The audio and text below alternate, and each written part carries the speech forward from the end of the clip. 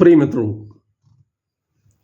मूसा ने ईश्वर के आदेश और शक्तिशाली हस्तक्षेप से इस्राएली जनता को मिस्र की गुलामी से छुड़ाकर 40 वर्ष की मरुभूमि यात्रा के अंत में प्रतिज्ञात देश कनान की सीमा पर इकट्ठा किया। वहां जनता को संबोधित करते हुए मूसा जो अंतिम बातें कहता है वे मर्मस्पर्शी है। ईश्वर ने उनके लिए क्या क्या किया, इसकी याद दिलाते हुए उस जनता के प्रति ईश्वर का प्रेम कितना गहरा है, यही मूसा उन्हें समझाना चाहता है। इतिहास के पन्नों में रेखांकित ईश्वर के महान कार्यों का स्मरण कराकर उस प्रेमी ईश्वर की आज्ञाओं का अक्षरशः पालन करने का आदेश ही मूसा देता है। मूसा इस्राएलियों से कहता है कि उनकी किसी विशेष योग्यता के बिना ही ईश्वर ने उन्हें चुनकर अपनी प्रजा बनाया। ईश्वर ने अपने प्रेम एवं करुणा के कारण इब्राहिम को बुलाया और उसके साथ एक अद्भुत विधान तैयार किया। इब्राहिम के बाद इसहाक और याकूब के साथ इस विधान को दोहराया। तदनुसार उनके वंशज इस्राएली जनता को अपनी निजी प्रजा चुनकर उन्हें प्रतिज्ञात देश देने का वायदा किया।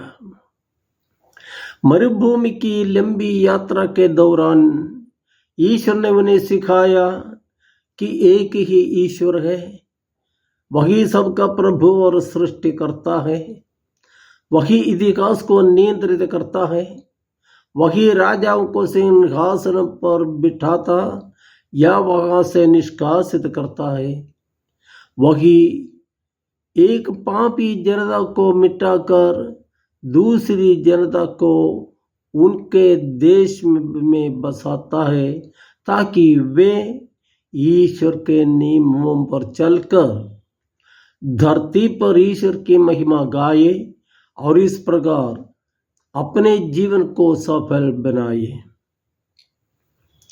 अतीत में ईश्वर के महान कार्यों का ब्यौरा देते हुए मूसा पूछता है, क्या और कोई ऐसा राष्ट्र है जिसने तुम लोगों की तरह अग्नि में से बोलते हुए ईश्वर की वाणी सुनी और जीवित बच गया हो?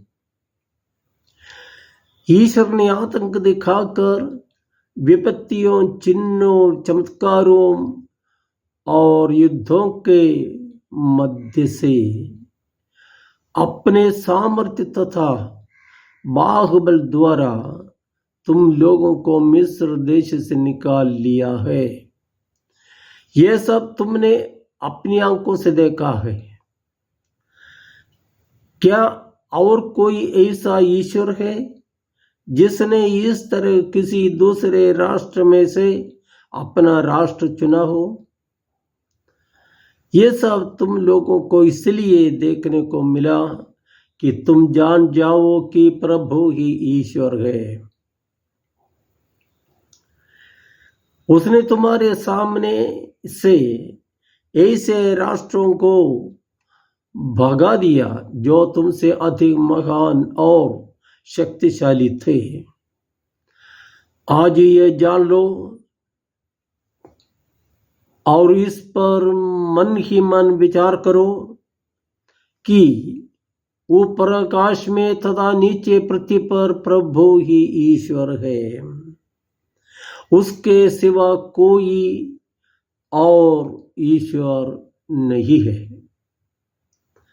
मूसा जनता के मन में ईश्वर के बिना शर्त के प्रेम की सच्चाई जागृत करना चाहता है, लोक सृजित सुसमाचार के 15वें अध्याय में वर्णित उड़ाऊ पुत्र का दृष्टांत पिता ईश्वर के मनुष्य के प्रति बिना शर्त प्रेम की सुंदर अभिव्यक्ति है।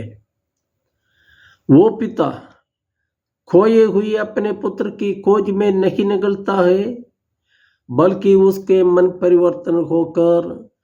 परिवर्तित होकर घर लौटने की प्रतीक्षा में रहता है। खोज इसलिए नहीं करता है कि पुत्र स्वतंत्र मन से अपनी गलतियां समझकर वापस आए।